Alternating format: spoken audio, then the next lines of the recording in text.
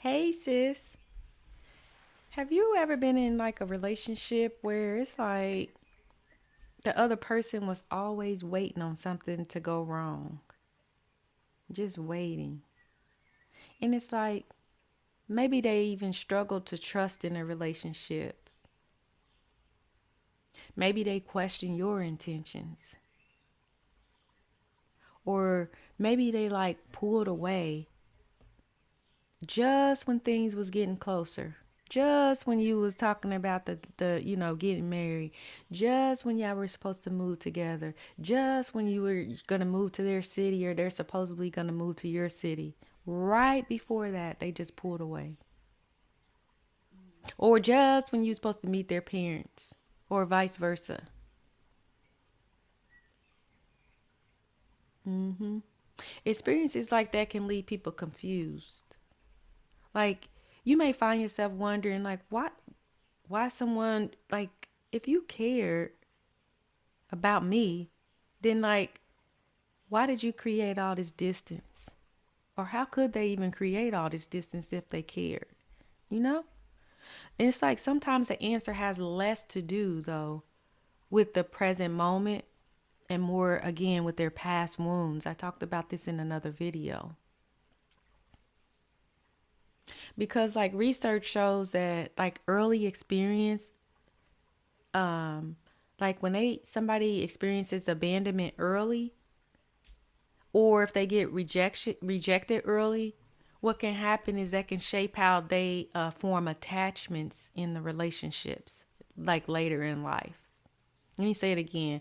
Psychology research shows that early experiences of abandonment or rejection can shape how people form attachments in relationships, like later in life.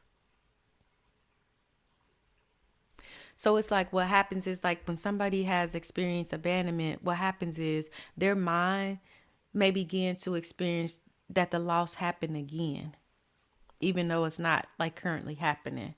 But in their mind, they feel like it's happening again, even when the relationship is healthy. And even when the other partner is trustworthy.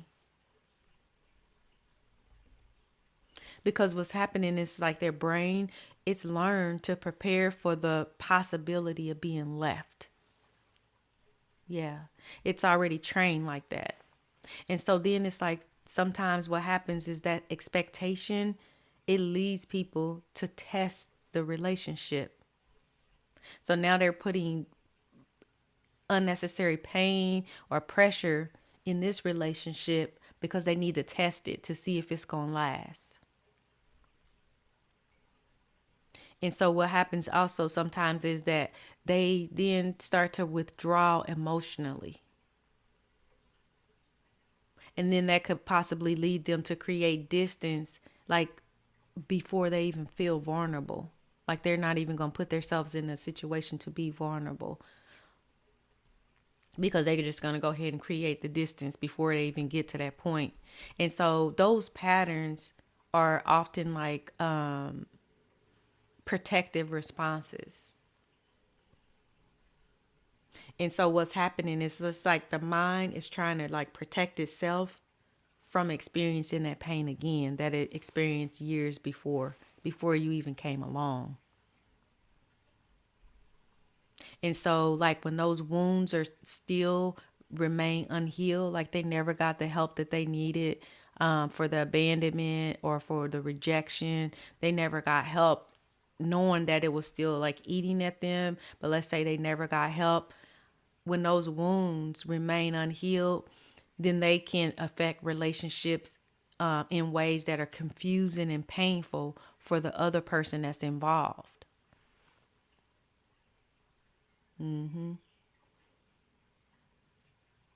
Now, it doesn't erase what happened to you. It doesn't erase the pain that they put you through, but it does kind of give you a perspective as to what was going on, and it can give you a little bit of clarity on what's going on.